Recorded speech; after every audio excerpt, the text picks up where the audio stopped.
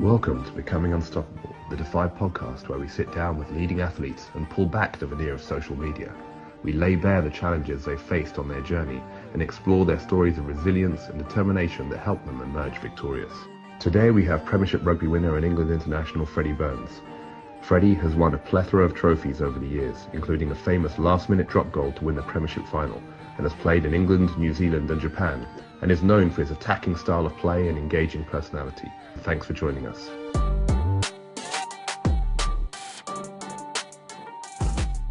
Fred, so just a disclaimer for everyone. We know each other very well. Yeah. In fact, I've been your agent since you were 18. Yeah. Was it 18, 17? 17, 18, right. 15, 16 years ago. Long time ago, mate. Yeah. And a lot of water under that bridge, Robbo. Well, I mean, so much has actually happened. You've achieved some great things. I've gone very grey. And achieved some great things as well. Well, I haven't exactly won a Premiership or played for England, put it that way. No, but what we're chatting now, Defy and stuff like that, yeah. all goes into the achievement category, mate. True.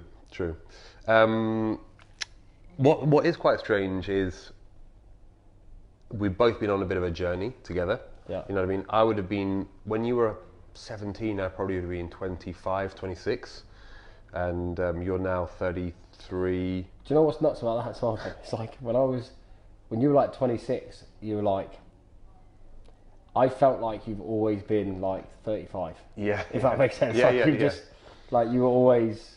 Yeah, your memory of me as a 25-year-old is probably looking like this. Yeah, like you've just not aged one bit in my eyes, because you were always like the... Yeah, it's weird now. If someone turned around to me and said, at 17 you'd get a 25-year-old agent, I'd be like, no. Yeah. Or if I just disappeared and you were like, right, I need to get a new agent, a 25-year-old came up to you, you'd just laugh. I'd get out, mate. Not happening. Yeah. So no, it's been but what's been quite nice about that, we've both grown through the journey and had various experiences, and essentially you were a junior player, I was a junior agent, and then we've grown together, and I think that's been quite unique in an agent-player dynamic where I've got to know your parents, obviously represented your brother. Do you remember the first time you met the family? Tell me about it. Well, no, I wasn't there. I was playing. Oh, that's right. You were on the pitch. The story I heard was there was a box at Gloucester for an England under-18s game, or under-20s game, under-20s maybe. Maybe, yeah, something like that. Probably under-20s. Yeah. And then you basically walked into the box, and there is my brother on the table with my mum in a headlock, or something along these lines. He had a. I remember because 25 years old, never met the family, was a little bit nervous. I remember going into the bathroom and being like, right, okay, it's quite a big moment. You're going to meet the family, the brothers, and everything. So, all right, get yourself ready. And ironically, I didn't realise it at the time, but Jerry Burns was taking a piss in that very same toilet and saw me basically talking to myself in the mirror. Anyway, and he walked off, and I was like, cool, all right, and we go. And then I opened the door, and both your mum and Jack were on the table. Jack had her in a headlock and was just pounding her in the head as I walked in. Not much has changed now, mate. It still happens. It was one of the finer... I'd love to know what my parents thought when a 25-year-old agent walked in. Yeah. In that sense. Do you know what I mean? Like, I'm sure but they were always very nice, really welcoming. Yeah. Well, it worked well. Yeah. It's gone well, mate. So, mate, talk us through your pathway to professional rugby, right? So, the story finishing at aged 18, let's say. So I just played local rugby, but I started when my two older brothers, Jack and Sam, played down the local rugby club. So parents took me down on a Sunday morning, like most people would do on a 10 o'clock Sunday morning down at a club called Avon. How old are you then? 5.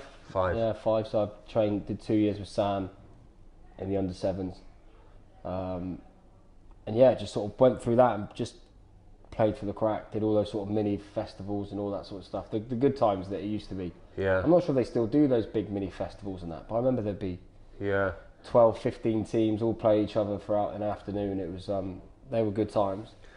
I just stayed there till I was 15, 16. At what point did you think, or did your coaches think, wow, this guy's a real talent? Was it straight away or was it later?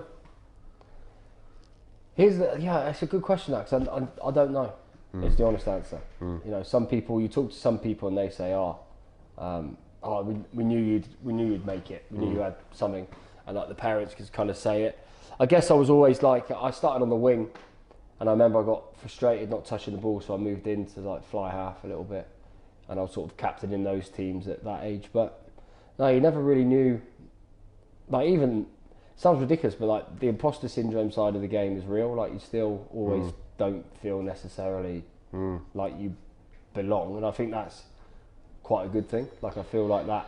Do you still have, and did you still have moments, let's say, when you're playing for England or when you're like hitting winning drop goals to win the Premiership for Leicester Tigers, did you still have moments, where you think, what am I doing here? I'm nowhere near good enough. Yeah, 100%. Yeah, and I think even like, say, after the drop goal, so the drop goal sort of puts you on this pedestal, which is great, and you ride that wave for a bit, and then you prepare for the first game of the next season, and suddenly you're like, right, I've now got to hit that height again. Like, that's the standard now. That's what is expected, and it's just whether you can keep repeatedly hitting that standard, which is unobtainable really in a sport like rugby. But yeah, no, I definitely, like, even now I'm obviously. Do you not think though, like, I mean, the definition of imposter syndrome is someone who's faking it, faking their own ability or level, and just hoping that no one's going to find out, and basically blagging it until they kind of make it. But do you not think, I actually have made it? I'm one of the few people in the country, in the history of the country, who's played for England and won the Premiership. At some point, you've got to think, I'm definitely not an imposter. No, yeah. No, I get that. I think that's the thing, is it's more. But it's interesting that it still comes up. Yeah, no, I think it's because you're always, especially in this day and age with, like, I know we'll get onto it, but like social media and stuff like that, is you realise that you're not pleasing everyone, and I think like the desire to, I think it's quite a human thing to want everyone to like you and think you're the best.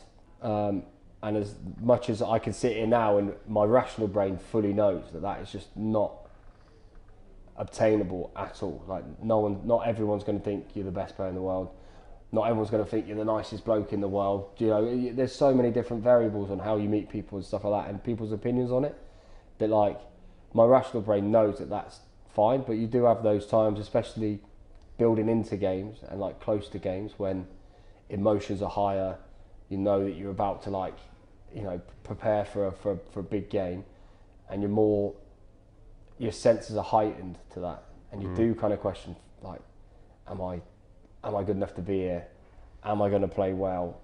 Do you know what I mean? They have those questions, and the only way I get over that is, throughout my career, is learn to prepare the best I can, and then even if things do go wrong, which inevitably they will, both in like rugby and in life, as long as you've prepared well, you can never have regret. Like, the times in my early career where I regretted bad games is because I probably cut corners in the week, if that makes sense. Yeah, and just like touching on that imposter syndrome, because I think that's really interesting for everyone in life, whether that's someone who isn't in sport, just in their regular job or whatever, or anyone who's trying to improve themselves and is pushing their own boundaries. I'm sure they'll often get points in their day or week or month where they think, oh, I'm out of my depth here. Yeah. So did you have any techniques for when you're in the actual moment thinking, I'm out of my depth here, or was it just a case of, I'm just going to carry on and play my way out of this?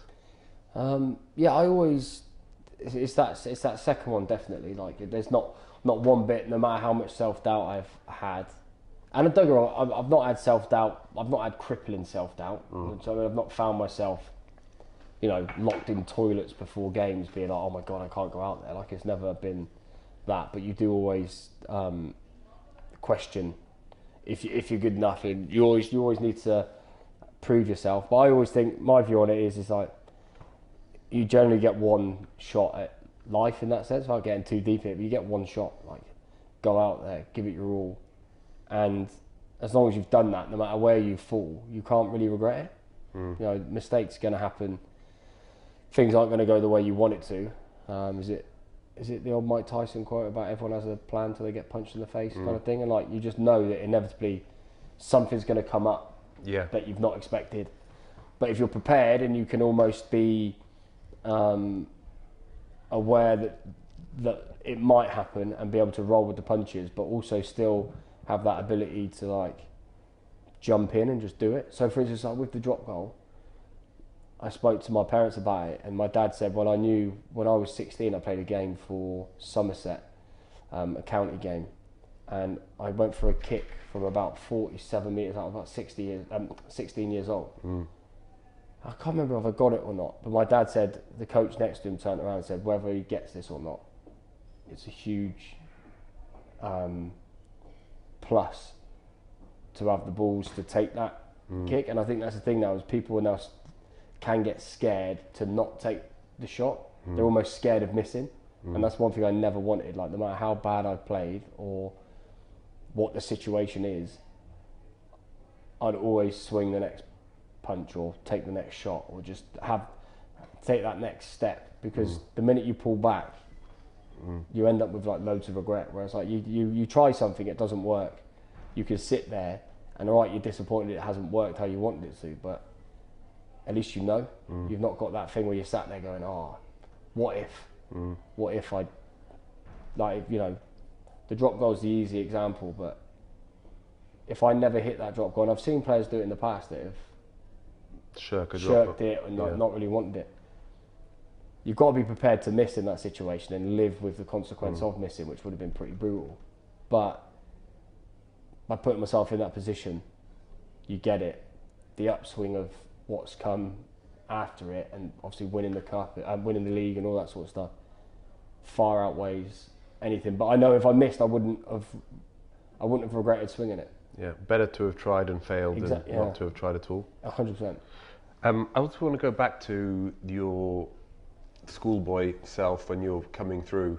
Did you always want to be a rugby player? I always wanted to play rugby. I knew that. I was I'd say like a proper Norse. Like I loved it. Anything to do with rugby, I'd get up early in the morning, watch rugby. I'd go watch my dad play rugby.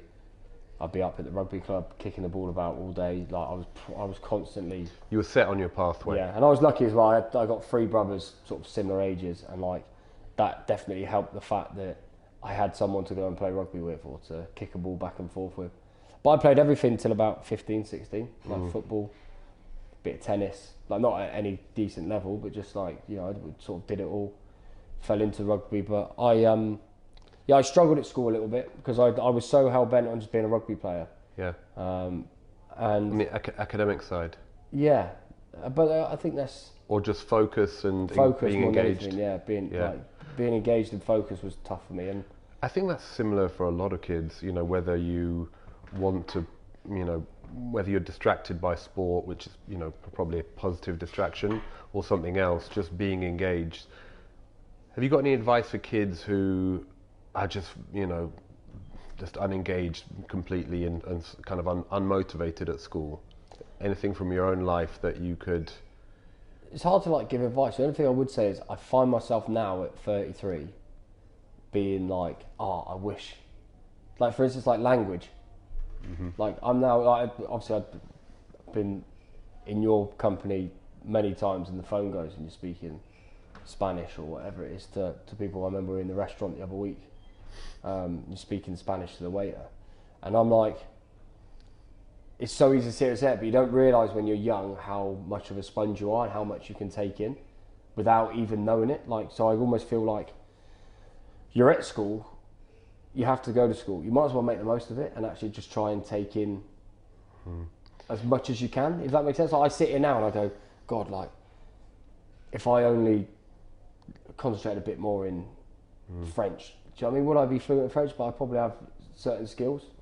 It's hard to have that knowledge. I think everyone would do things slightly differently if they knew, you know, what they know now. Yeah. You know, when you're at school, you think life's going to go on forever. Yeah. And you know, and you're just sitting in there waiting for the day to end and things like that. But and I find it now as well, as obviously being at the stage of my career that I am, with sort of retirement on the horizon, is because I probably didn't concentrate as much as I did, as much as I wanted to in school, I now find myself in a situation later in life where I'm going to have to probably start from scratch on something else, which is actually like pretty terrifying in many ways. Whereas, you know, another sort of client of yours and stuff like a good friend of ours is like Dave Lewis.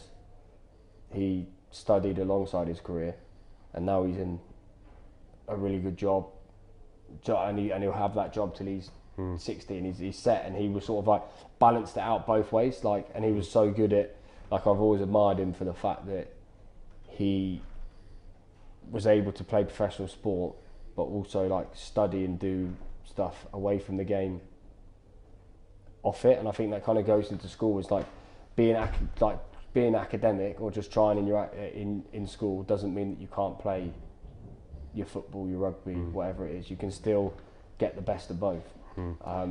Yeah. And you went to a state school, not a private school? No, yeah, just normal school, yeah. And do you think that rugby could be doing more to encourage kids from different backgrounds? Yeah, I think so. I think there's a huge class divide in rugby. I think, especially, I've just come back from 6 months in New Zealand playing down there, and there you walk through the parks there, and everyone's playing rugby, and everyone's got a rugby ball, and it's like their main sport, and it's just like really accessible. Whereas I feel like rugby in this country isn't. There's still a huge, you know, private school view on it. There's, even at the top of the game, you know, I still feel like it's run in a very traditional, old school kind of manner, and that's not where the world's going. And there's so much talent out there in state schools, and you can still make it from state schools and stuff like that, but there is a definite class divide, I reckon, in rugby. It's easy to be an armchair critic of these things, but are there any changes that you would make if, you know, for a day or a year you were sat at the top of the helm of rugby in England or in the world? It's tough because, like, I probably can't talk because, not can't talk, but like, I've obviously been, there's certain privileges that I've probably had that I know a lot of people haven't. You know, I come from a family where my parents are still together, therefore, you know, they could share the load when I was younger. You know, I've got 3 brothers, so there's 4 of us, but, you know, my dad could take me to rugby in the morning because, you know, single parents and all this sort of stuff. It's a lot harder to get me. This price of boots, stuff like this. Like, there should be like, God, like a parent now trying to buy a pair of boots for their son, daughter to play rugby. It's unaffordable, and I just think that there's got to be a way in which we can make it accessible to those that don't have the financial means to back it, because you can't rock up and play rugby in trainers. Like, that's just not really. That's the thing for me. It's just the expensive things, helping out, like travel stuff. Do you know what I mean? Like just helping out these people that either don't have the finances. You know, single parent homes, stuff like that. Like, we just need to try and do more grants or more funding. Yeah, 100%. Into kind of grassroots. Yeah. Yeah. Having now, let's say you're now 33, right? Yeah. You've got a 13-year-old Freddie, right? Having acquired 20 years more life experience, right? What do you think 33-year-old Freddie would tell 13-year-old Freddie now, if you could go back and give him some good advice? There's actually not much I would say. Just do what you do. Carry on doing what you're doing. Yeah, because I feel like one of the things I'm most proud of in my career is the resilience. You know, from a high profile mistake at Bath to then having to, you know, to then COVID, sort of being released by Bath, but then having to make a decision to go to Japan. You know, that's a big decision during COVID at, 30 years old. Now, I still felt there was loads of life in me yet. And I got to admit, it kind of felt like that was it coming to the end. You know, it'd be like in Japan, and I could have stayed in Japan a little while longer, done a bit more time, but then out of nowhere I didn't see that I play in Japan I'd then get offered to go back to Leicester, go to Leicester, win the league, win it in the manner that was won. So yeah, I just think, I don't know, I wouldn't want to go back and give advice. The only thing I would maybe say is just enjoy it, just enjoy the ride, the highs and the lows, just properly. I think in sport especially, and in life a little bit now, is you're taught to move on so quickly. When you have a good day and you achieve something, celebrate it. I saw this thing about the whole, your friend or your family gives you a real nice bottle of wine or something like that, and you end up saving it, and 10 years later you got this and you're waiting for an occasion. Drink the wine. Yeah. Enjoy it. All these goals look unobtainable. Do you know what I mean? I get annoyed when you see someone on, say, Instagram, and they'll go on holiday for 2 weeks. They'll take 60 photos and they'll just drip feed them out over the next few months. So it looks like they're living in Bali for 3 months of the year.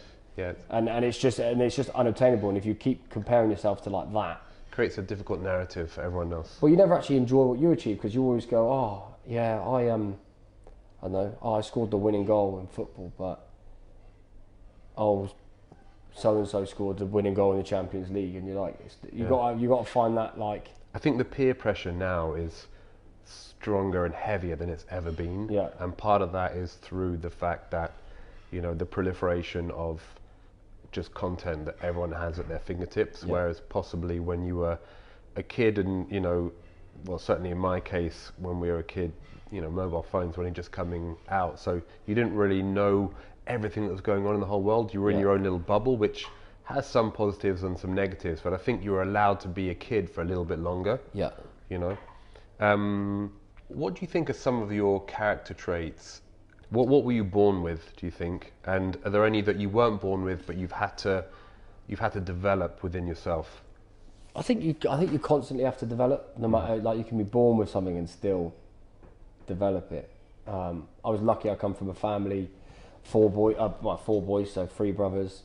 So you kind of have to be pretty tough in that situation. You sort of, there's a lot of sort of banter flying around and a bit of, you got to learn to sort of have a... Did you take many beatings from Jack or Sam? Oh yeah, plenty, yeah. Because Bill was too young to take the beating, so I got him. And yeah, so there's that. I think resilience is the main one. Honestly, it's the one that I'm probably most proud of. I think that I was born with resilience. I wasn't a straight shot to Premiership Rugby. I captained Somerset under 16s. Didn't make it to South West, and they picked the 13 who played for Millfield, obviously a private school, to go play South West as fly half, even though he played 13 behind me at Somerset.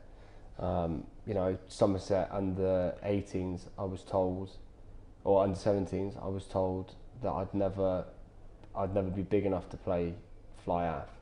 Yeah. Which is just a ridiculous comment. Those are really tough setbacks to take at that age. Yeah. I remember I played for, they were doing district stuff, so Bath and North East Somerset, and there was a guy who played for the local team and stuff like that, and he kept getting picked in front of me, and it was it's tough to take, and it's tough to keep going. But one thing I was told is I stuck with my mates. I played locally for Avon till I was 17, 18. It wasn't I need to go and play for Bath Youth or go and try and find someone. I just enjoyed what I did with my mates, and they got me through the hard times. My family were good, and then that resilience and sort of bullheadedness. But you don't realise at the time that stuff that's happening to you then is building resilience for stuff that will happen to you later down the line. So I look back now, and when you talk about it and actually dissect it, we could talk about a mistake at Bath making me resilient, or having to go to Japan making me resilient, when actually what made me resilient was bouncing through the setbacks I had when I was 15, and I was told that another kid was better than me, or I was told I was too small to play fly half, or all these little setbacks that happen. You actually realise they're the small ones that add up. Yeah. That when the bigger ones happen later down the line, you definitely deal with them better from what you've been through before. Do you think there's anything that a 16-year-old kid or a 15-year-old kid who isn't resilient can do to improve that, or anything that parents can do to help their child build that resilience? No, I think you could definitely build it. I think I feel really lucky because I had great role models in my parents. They run like a family plumbing business. They have done for like 40 years now.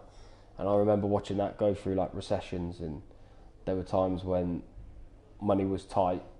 You know, not to the point of that some people watching this would be, but to the point where, like, you know, you start, I know it sounds stupid, but you're buying like the cheapest version of stuff. I remember going in, like, it was all like Morrison's Own, or, you know, all that sort of stuff, which I know it's still lucky to even put food on the table. It's not like we're having to go to a food bank or stuff like that, but you see the stress that my parents had bringing up 4 boys with a family business, and then recessions happening and all these sort of tight restrictions happening and all that kind of thing, that I had great role models in them, but also they let me stand on my own 2 feet. So I remember, like, when I did Somerset trials, you get the parents follow the kids around the pitch for like the 3 hours of training, just sort of watching. And I'll never forget, like, my old man just sat in the car, just read a paper, or we had one of those little TVs, you know, the big aerials on it that you could really, and like he'd sit there and like and he let you get on with it, and he just let me get on with it, and it was almost like he was always supportive. And like, did that help you, or did you wish he was also there on the sideline? Helped me massively, because he wasn't not supporting me. He was like, and my mum, like, they were always there, and they have been even now, you know. Recently become single, and like the people that let me stand on my own 2 feet but are always there are like my parents and my family. So like he was there, just like, you think they got the balance just right? So like they supported me in the fact that on a freezing cold wet Wednesday night they'd pick me up from school, or one of them would pick me up from school and drive me 2 hours to train in Taunton or wherever it would be. And then Dad would drive for 2 hours, sit in the car for another 2-3 hours, pick us up, pick up friends that were there as well, drive us back, you know, grab fish and chips on the way home, whatever was. And like, there was always like support there. They were always there watching, but they didn't need to be there. That level of sacrifice is amazing. You take it for granted sometimes as a kid, but then as you become a parent, you know, you realise how much of your day you dedicate towards your kids, and they become the primary focus. When you hit that winning drop goal in the Premiership final and the whistle went, the first thing you did is bolted into the crowd and went straight up to find your parents and your family. Is that just a reflection of how important they are to you and how much they mean to you in your career? Yeah, I think so, like, massively. And I think what you got to realise is you're very rarely in it alone. I think that's the thing, is families ride the highs and the lows with you, and like, for me, like, that moment, I've always said this, as much as that moment was like for me, and I'm so happy I was the one who did it, it was like I was more happy at the reaction that it gave people, and like the moment, you know, Tyson Fury says about, I hope it doesn't make me sound like a knob, but like Tyson Fury says about that thing, like, the only thing you truly own in life is like moments in time, and like that was my moment in time, but I was lucky that my moment in time was able to be a moment in time for so many other people. The amount of messages I got of, I took my daughter to her first game, like, you know, I was there with my son. I remember I got a message on BBC Radio Leicester about a guy whose grandfather watched the game from his hospital bed and called him up afterwards, and it was the last conversation they had because he passed away that night. And it was like real power. I remember getting upset reading it, and like, you realise that like my moment was able to be shared, and like that moment for me was a moment for like my parents and my family. And like, I don't really ever see, you know, my old man, I never really see him get too emotional and upset. And I remember, like, there's a great picture like of us hugging in the crowd, and like you can see like the emotion on his face and stuff. It's just like, it's epic. Like, even now it gets me, like, it's just epic to know that like I've given them that. And you know, they're not getting any younger. You know, they're still they're in the mid-60s. They're not old by any stretch. But like to have that moment, especially at 32, the highs of like, I've got cap for England at 22. If we're being honest, at that stage, I was probably being touted as England's next top, like fly half, all that sort of stuff. Never quite worked out for me that way. Do you know what I mean? Whether like I probably wasn't consistently good enough, a couple of injuries, whatever it might be, but like better players coming in and taking that mantle. But you go massive high, I'm playing for England, this is me for the next 10 years, it's going to be great, to real dip in form, dropped by England, Adidas deals not being around like anymore, do you know what I mean? Like these sort of things, and you suddenly go in. And so you've gone from this huge high to like trickling down, and then obviously I went to Leicester, sort of built back up and had a good few years, and then suddenly I get told that I'm getting swapped for George Ford at Leicester. Boom! It's another kick in the teeth. Back down, question yourself. Then I'm at Bath and I'm like, great, play for my hometown. It's going to be amazing. Get sent off on my debut. Another down, like do you know what I mean? Another downer. Build back up, play a few games. A year later, drop the ball against Toulouse, another downer. Then never really get in or get too many games consistently given to me. Then Bath, no contract on the table, another downer. No clubs really in England available for me. Having that conversation with you, there's an opportunity in Japan. Spike, because it's like, what a great opportunity, but then still my ego's there going. So I've gone from playing for England 8 years ago to signing to a second division team in Japan. Like, what's happened to my career in that sense? And I'd had, it's not all been down. Like I've had good moments in those times, but you're just like another kid. Then you go to Japan, and like that sort of changed my perspective. And then suddenly you go to Japan, really enjoy playing rugby again. Speaking to you, phone call from Steve Borthwick, Leicester want you back. Oh, amazing! I get to go back to a club that I love. Another spike.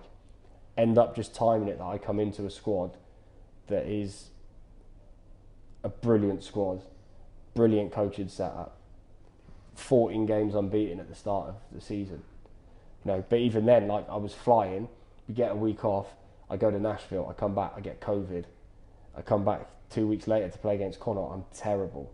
Dropped from the team. Boom, another little drop down, and you think, oh my God, like I'm out of the team now.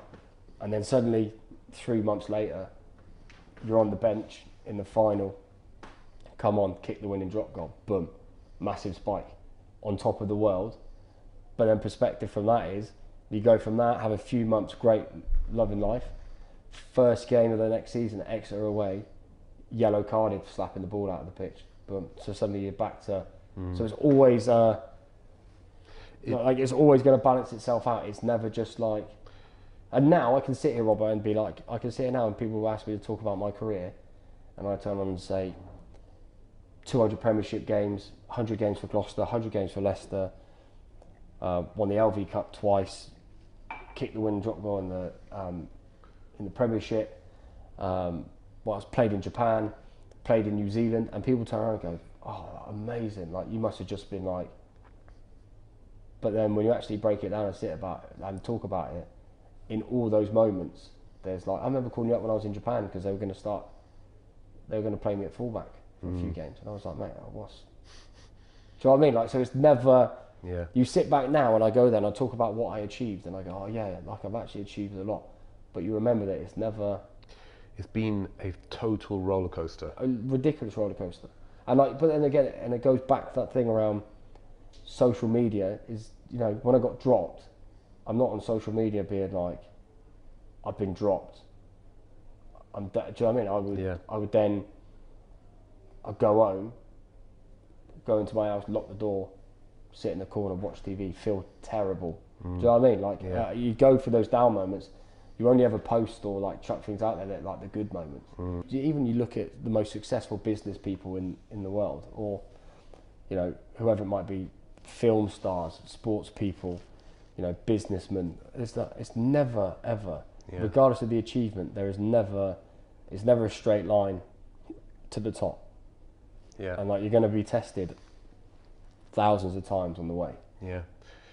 I mean, no one has had, you know, even the best golfers, the best tennis players, the best cricketers, nobody has had just the straight set of wins, right? Yeah. It's just this big roller coaster, and there will be a lot of setbacks as well as a lot of wins. And I think part of that is what you focus on.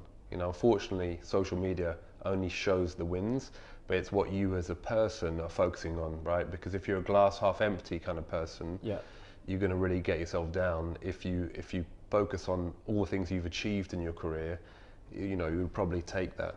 Yeah. Oh, massively. Yeah. Do you think that any of those setbacks were instrumental into shaping what you became as both a player and a person? Yeah, 100%. Yeah, like without doubt. Like I said, it's never a straight line. No matter how hard you try or whatever you do, you are always gonna, you know, you're gonna mess something up. At the start, is always going to be the worst, if that makes sense. Like, you know, all due respect, this will probably be the worst podcast of this series. No, but because it's the first one, and like we're both, but you know what I mean? Like, it's just, you've got to like. You mean that the most pain is right at the beginning of the setback, and it gets easier? It's like you hear business people talk about, like, you know, investors and all this sort of stuff. It's never the first thing they invest in that makes them. Yeah. Like, there's loads of things to like break down, but even little things, mate. Like, I'll be honest with you, it took me 3 times to pass my driving test. Do you know what I mean? When you're 17 and you're excited about getting in your car, and like I was lucky, like a car got handed down from Jack to Sam to me, and I had this car, this Corsa, couldn't get into it.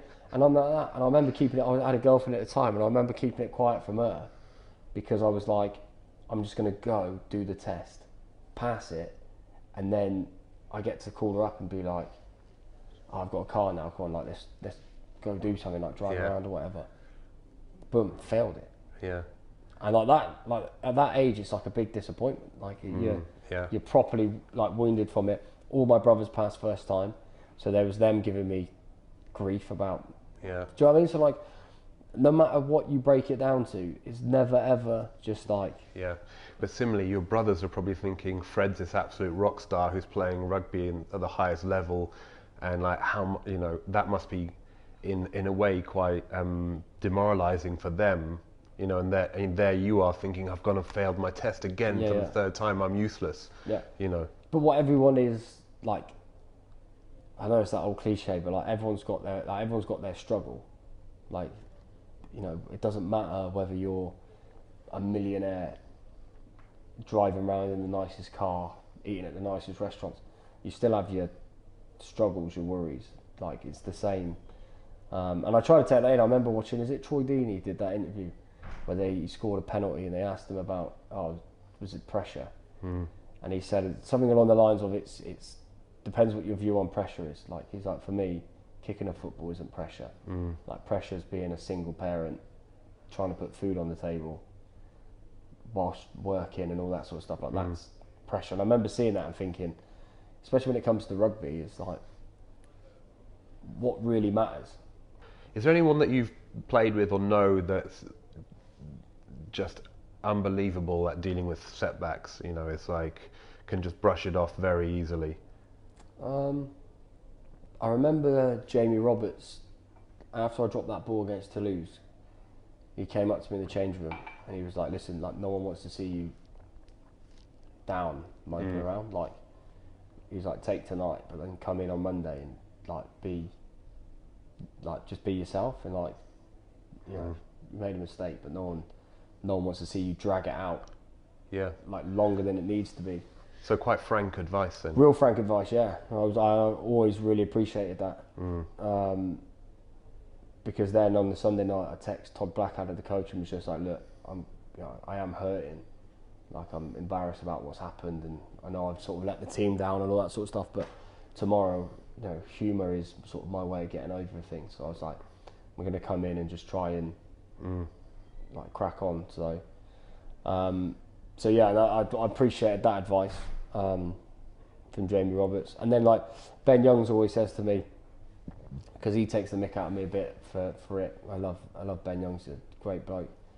But he always says that, like, I'd say about it, and then you go, you drop the ball at the end of a game in round 1 of there was still another 5 games for Bath to win to get out of that group.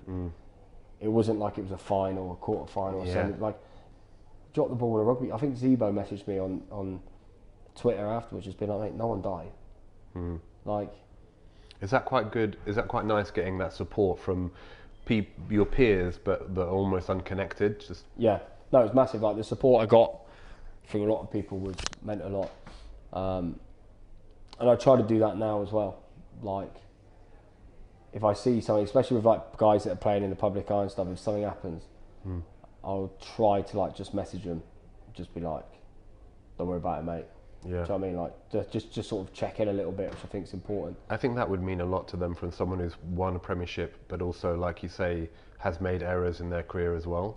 How do you think something like that, like a setback or a missed opportunity, how does that compare between team sport and an individual sport? Do you think there's more pressure as a team because you're letting your teammates down, or do you think, how do you think those two contrast? It's a difficult one to get right, because like, in a team environment, you when mistakes happen, you feel like you let people down, but then you have people, you have a support network there straight away to help you get back.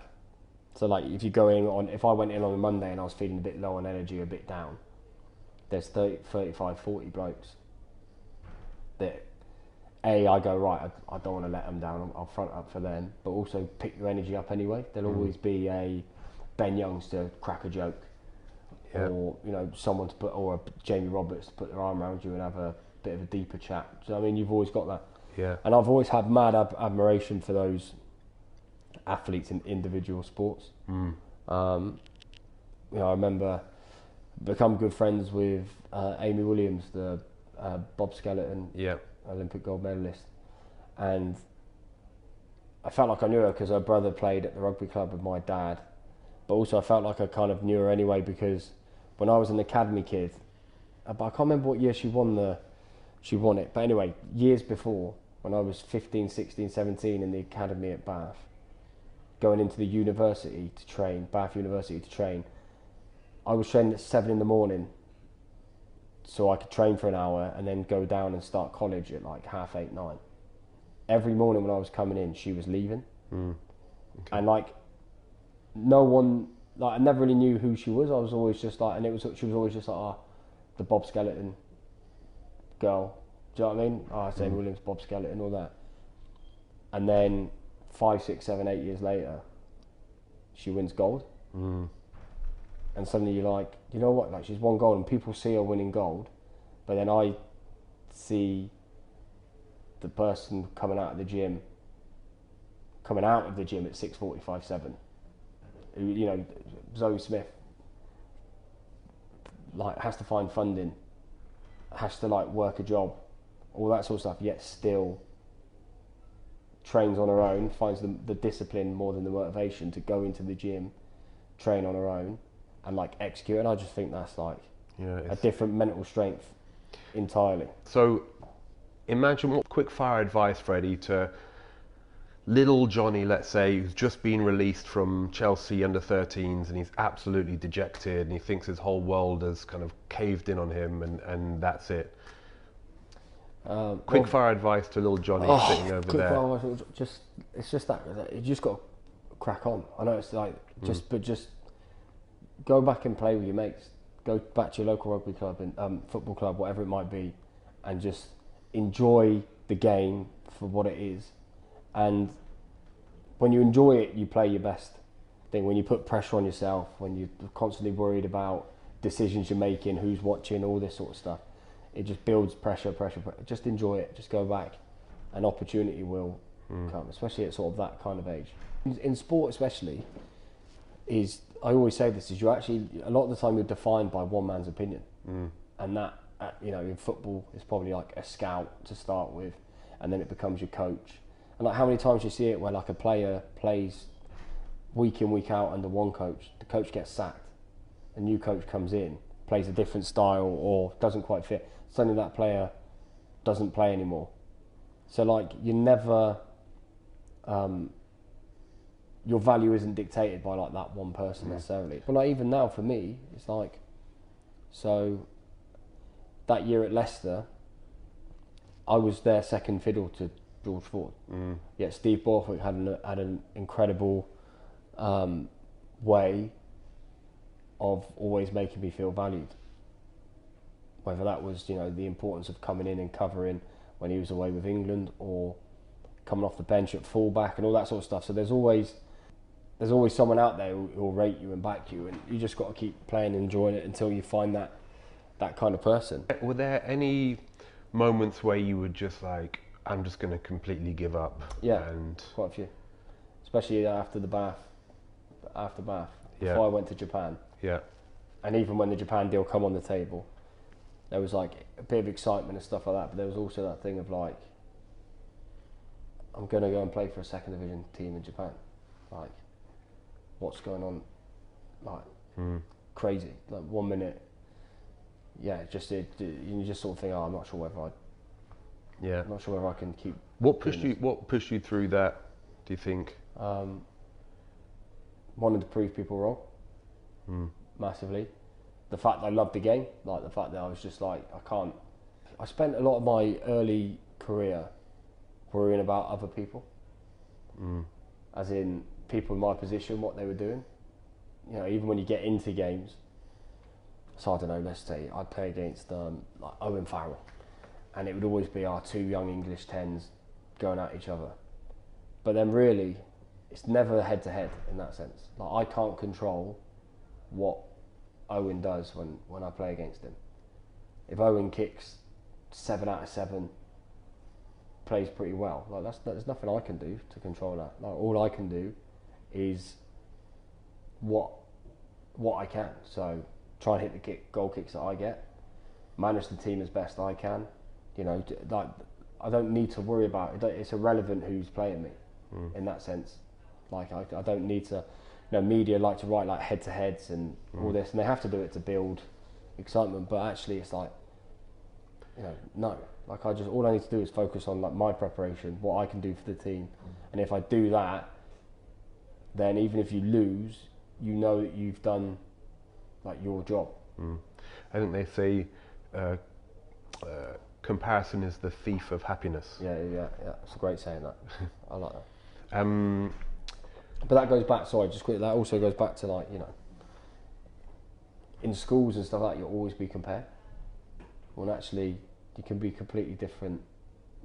You know, even from a learning point of view, people that are like visual learners, people that like it sort of written down or spoken to, like there's always different ways of learning. Everyone's different. You've just got to find what works for you, both in a learning capacity and a sporting capacity. Yeah, I think that's particularly prevalent at school, where some people are great at maths and other people are great at English in the most basic form. Some people just develop at a much quicker rate than others. Yeah. You know. Well, my dad's a terrible, like my dad's, well, I'm not sure if he come from the era where he didn't really get diagnosed, but like I'm pretty sure he's dyslexic because he's terrible at spelling and writing, right? He's terrible at school, got arrested a couple of times when he was younger. He's now run a plumbing business in the city for 45 years. Brought up four lads. And you kind of think, you know, him at school, if someone asked him when it come to the end of his school days, what was his hope? People probably wouldn't have given him much hope. But he found his thing was in being learning the trade in plumbing. Yeah. You know, I think what's really notable about Jerry and Donna Burns is people in this day and age often judge success in monetary terms, but actually both Jerry and Donna seem like the happiest parents and now grandparents that I know. Yeah. You know, and they've done relatively well financially, but that's totally secondary to their happiness. Comes without doubt from you guys as a family and having 4 great boys and now grandkids as well. You know, that's something to aspire to rather than earning a predetermined financial number. Yeah, no, I agree.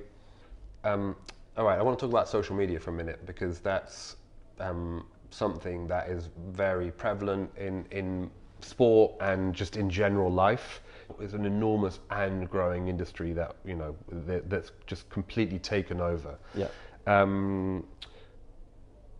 What's your relationship like with social media? Yeah, I think it's pretty good. Like I think I have a pretty healthy relationship with social media. Do you read the comments, and how does it impact you when there's negative comments and when there's loads of glowing positive comments? Well, I think everyone likes to read the positive stuff. Like it's always nice to get positive stuff. And then the thing is for every 100 bits of positive stuff you get, it'll be the one negative one that stands out. Does that impact you though, having just read loads of glowing comments? Freddie Burns is great, that kick was amazing, whatever, and then one guy's like, he's crap. Does it feel it still, or are you impervious? No, I still feel it. Like I definitely feel it. Like I think it's only human to feel it. I think anyone who says they don't feel it is lying. And that's despite all of the other positive ones. It's yeah, still 100%. Yeah. Even like yesterday. I know it sounds ridiculous, but like, I think someone in one of the Uruguay 10 hit a drop goal. Yeah. And a few people have tweeted me being like something like Freddie Burns is no longer the ugliest drop goal. And I'm like, mate, like, don't get me wrong, it's probably not meant as a dig, but the thing is, there's that thing where like how you read something. It's like when you text people sometimes, like how it's read as opposed to how it's meant to be read. Or it can be, you lose so much context in context and tone. Yeah, and everything. All so like if you're in a bad mood and you read it, sometimes I'm like, this guy's having it, and I'll go back. I've stopped biting as much. I still struggle with it sometimes. So the way I see it is, I'll read it, I'll let it bother me for a couple of minutes or whatever. Do you know what I mean? But then the good thing is once I put my phone in my pocket or put my phone down, I then get on with my day. Do you think that the pros outweigh the negative in terms of the comments? Because couldn't you just say, if you don't want to be bothered by the comments, either turn them off or don't read them? Yeah, I'm talking more Twitter. I read that comment, but it's even like sometimes on Instagram, like I'll turn the like count off because I feel like sometimes you post something and it gets, after the final, I post a picture that got 35,000 likes. A week later, I post a picture of me on holiday and it got 980 or something. It's a tough life, Fred. But that's the thing is you can let it like, but that doesn't bother me. The thing with social media is it actually doesn't define you as a person at all. So like, I've met people that have got 500,000, 1 million followers, and they're terrible people, like genuinely terrible people. I've met people that have got 200 followers, and they're like the best. Like I don't get, at the minute there's this thing where like how many followers you have is some kind of view on your social order, and it's like or your popularity. Yeah, like I learned through rugby, it's like I want to be successful. I don't want to be famous. Do you know what I mean? Like I think rugby's a real nice balance of like it's just enough notoriety in many ways, and that you get nice comments. You know, you can have an effect on people, whether you meet a kid when you're out and sort of like just chat to them or whatever, and that side of it's like brilliant. But it doesn't make you any better than anyone else. How can you use social media to your advantage? Some really good content out there. Do you know what I mean? Like there's some of the comedian stuff. There's you and I laugh quite a lot on certain things. But like there's but then there's like good like mental health stuff out there. There's the accessibility. I think social media is a great tool if it's used right. I think that ability to like not engage sometimes, and it's the hardest thing, but you see something that like rattles you, or someone says something to you on Twitter or something, it's hard not to. I think it's very hard to win a written argument where you've got to wait for the other person to reply. Yeah. And like you say, there's no context. It must be difficult in schools and things like that, where they possibly don't have the life experience to not be bothered by it. Most people haven't had negative comments on social media because they don't have a big enough profile. but I imagine there's quite a bit of it at that kind of school age level. Is there anything that you've learned from your experience that, you know, just a 14-year-old girl is really upset about something that was written, you know, or is maybe getting bullied, you know, through comments, you know, or something like that could be useful to them or parents of that girl? Well, it's hard, but I would say, and it's probably a bit of tough love, but if you're struggling with the negativity coming your way on it, get off it, is what I'd say. Like really, because there's no, I don't think there's necessarily an escape from it in that sense, especially with how cruel sort of kids can be as well and stuff like that in schools, and you don't quite have that understanding of, you don't almost have that emotional intelligence of what you're saying and the effect it can have on someone. And you see now, unfortunately, it's getting to the point where it's too late. Like people are, you know, taking their lives or doing whatever at like young ages because of like online bullying and all this sort of stuff. But I think you have to take it on yourself that if you feel like it's getting too much, you have to come off. I remember I had a terrible year. My last year at Gloucester before I went to Leicester, I had a terrible year, and then I got picked for the England tour to New Zealand. And Andy Farrell was defence coach at the time at England, and he told me to delete or log out and give you my username and stay off Twitter for the tour. And it was a bit of a light-hearted kind of joke thing, but it was one of the best things because there was a lot of questions, like, because after the tour I got my Twitter back, I went on, and obviously all the messages then load up, and I sort of went through them, and like there was a lot of negative because I wasn't necessarily in the best form and all this sort of stuff. There was a load of questions and nothing particularly nasty, but just almost feeling like there's a lot of people disagreeing with the decision to play me in that. Yeah, adds another layer of pressure. Yeah, 100%. So actually that little like refreshment thing is just sort of like really good. So I do think if it becomes too much, you have to take the responsibility yourself. And if you see it's having an effect on, if you're a parent, I mean, I'm not a parent, I'm not going to tell people I'm a parent, but if you know that if you see it's affecting your child, then you've probably got the responsibility to take them off it, but that's easier said than done. Well, it's interesting and pragmatic advice. You had a bit of a situation in social media that was quite tough for you to handle. Do you want to elaborate on that a little bit? Yeah.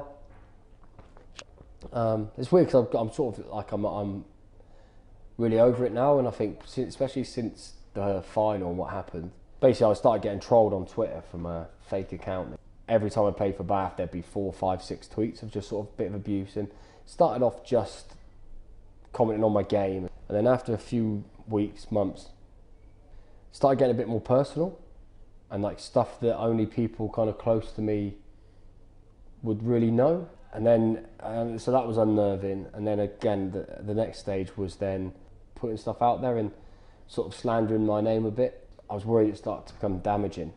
Anyway, we ended up finding out that it was a really close family friend.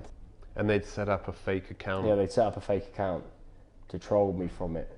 The relief when we found out who it was immense, because you were like, oh God, like, because I was worried, some of the personal stuff, I started thinking, oh, it might be teammates at Bath. And so like I started going into training and like, I was feeling down because I was a bit like, you know, Jesus, like, is it him? Like, so you end up like in this spiral of like, what's going on? But anyway, yeah, we went down the right channels to do it, and it got blown up in the media and stuff. But that's the thing as well, is there's two things from it, is everyone thinks that like people trolling are, you know, big, fat, sweaty people at home, nothing to do. Sometimes it can be, it's hard to say, but sometimes it can be like people close to you. I let it take so much energy from me. You can waste your energy on stuff that just doesn't matter. Yeah. Like it just, you know, people can write what they want, gossip, you know, your friends can gossip, rumours can go around, whatever. But like, if you spend your time worrying about that, God, honestly, I've got no time for it, Robbo. I'm just sort of like even with people that want to be like really negative all the time, Like, don't get me wrong, I love a little bit of a sap every now and again, and like in a humorous way and stuff. But if I'm meeting people and I'm walking away from them, Steve Borthwick said it well actually last year as to the group. He was like, you're either an energy giver or an energy taker. There's no in between. You're one of the two. And I just want to be like an energy giver. Like, and if anyone is there taking energy from me, I just don't want like time for it. That's probably the best way to describe social media as well, mate, is the minute it's taking my energy, I step away from it for a bit, don't engage in it, whatever, and then when I am ready to sort of give energy to it and, you know, feel good about what I'm posting and all that, then I will. I think so. Really, you seem to have got to a healthy place with social media. Yeah, definitely. All right, so we've got 3 questions from kids that I haven't seen, but I'm reading now for the first time. So I'm going to read those out to you. Nice. Number 1, what do you eat? Everything pretty much. I've got to the age now, Robbo, we were having this discussion over lunch about how you get to the age where you can't just eat what you want. So I have to be a little bit more careful. But I'm more on the side of like portion control over cancelling out food. What's your final meal? You've got one last meal before you checking out of this world. Mum's lasagna. Really? My mum makes a great lasagna. Really, lasagna. Okay, but you also get a starter and a pudding. Starter, I'd have to go like, I'd have loads, but I love, like, Japanese cuisine's my cuisine. So I reckon I'd go, it sounds real, I'd go like a tuna sashimi with like is it a wakame salad or whatever they call it? I'd get one of them. Yeah. So tuna sashimi. But then, but it don't really match, probably that. Tuna sashimi, mum's lasagna, followed by? I think I'll go like a chocolate brownie. Interesting. With ice cream? Like a chocolate fudge cake thing. Got it. With custard. Custard. Because I had this weird thing where when I was younger, and I still do it now from time to time, is I'll go and buy like chocolate muffins, put them in a thing, put a load of custard, put them in the microwave, and then I mush them up so they're just like, it makes me so happy, mate. Honestly, I don't get it. Like, it makes me so happy. Yeah. Chocolate. And what are you? What drink would you have? Soft drink and. I'd have a Diet Coke. Okay. A Diet Coke. And cider. Second question, Freddie. Yeah. What is the naughtiest thing you did when you were a kid? I was a real problem child. So it's not naughty. I'm not sure if it's naughty, but my mum was driving away once. And we had the spare tyre on the back of the car. And she was driving from the rugby club, and I thought it'd be funny to run and jump onto the tyre as she was driving. And I caught the tyre, and as she got quicker, I decided to jump off and smash my head on the floor. And woke up back, like, I just used to do stupid stuff like that. I tell you what, I was an idiot.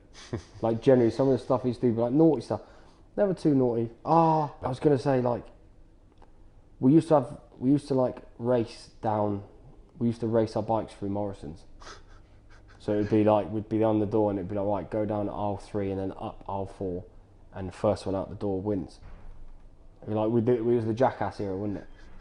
Like, I grew up in the Jackass era where you just used to, like, climb on school buildings and, you know, egg buses and stuff like this. Just stupid stuff, mate. So. Who was the disciplinarian in your family, Donna or Jerry, or was it a mix? Dad was the disciplinarian, yeah. If we swore it was a tablespoon of washing up liquid in the mouth. Oh, really? Yeah, the wooden spoon. Oh, that would taste disgusting. Yeah, we had a few. But the thing with the washing up liquid is, the minute you go to wash it out, it froths up. So you lose. Yeah. Honestly, it was, but that was, it was always fun. When you weren't in trouble, it was great though. Donna actually has a question for you, Freddie. Right, oh God. As we're talking about the naughtiest thing you ever did when you were a kid. Freddie, do you remember that time when you and Sam were playing with golf balls in the garden? Donna asked you to putt it gently down the garden, but one of you clubbed it all the way down the road and smashed a neighbour's car. To this day, neither of you has owned up as to who did that, and she'd like to know now that you're both grown men, who was it? Yeah, it was me, yeah. Nah, here's the story. That's the truth. So basically, Dad had some golf clubs, and we had the garden out the back, but our garden was on like a bit of a slant, and out the front, there was like, it was flat. So I said to Dad, I said, oh, can me and Sam go out and putt out? So we putted, and then Sam hit the ball down the little, it's like a dead end, but it goes up a steep hill, and then there's a little hill, and he hit it down the little hill, which was a dead end. So I went down to get the ball, but I thought rather than pick the ball up and walk it back to putt, I thought I would just hit it back from a neighbour's garden that's easily 6 houses down, back up to my house. And I tried to hit it. I thought I caught it well. But it went straight into this windscreen, and you couldn't have timed it worse, because sat in the car waiting for his wife to come out to take her to wherever was the bloke who owned the car. Literally, so he was in the car when your ball smashed through his windscreen. In the car reading like a paper. That must have been terrifying for the guy. Well, we smashed the windscreen, and then he got out and grabbed me by the ear and dragged me up to the house. Yeah, but that was the sort of stuff we used to get into that stuff all the time. Well, Donna, you now know the answer to your question. It was Freddie. Yeah, so I think deep down she knew. It's just Sam's the golden child now, so I just wanted to. Yeah.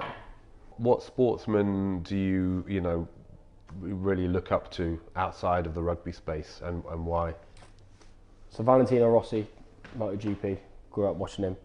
Just loved the fact that he had rivals after rivals and just sort of dispatched them, but did it with charisma, and his celebrations when he won races and stuff like that were just, he'd get like the skittle pins out, and there's one where he runs into the Portaloo and stuff like that, and I just loved that fact that he almost was like world class at his sport, like the best ever, but had fun with it, and had real charisma, and yellow was his colour. Do you know what I mean? Like bright yellows and all that just sort of were out there. Lewis Hamilton, I just love the fact that I just like what he stands for. I think people like him, for diversity in sport, and especially in a sport where you see a lot of a lot of rich white, even people like Lance Stroll, who's he's racing for Aston Martin, and his old man's invested in it. It's do you know what I mean? I like the fact that Lewis has just committed himself, greatest of all time, and still even now faces a lot of challenges. Well, Freddie, thanks very much for coming in, and I really appreciate that. You're a trustee of Defy, so this is the first interview that we've done. I'm sure that there'll be some nuggets in there that children or parents of children that are facing, adversity or setback or rejection, or just want a bit of a laugh from some of your great stories, will be able to take something from that. So thanks so much for coming in, Fred. Cheers, Rollo. Appreciate it, mate. Always a pleasure. No worries.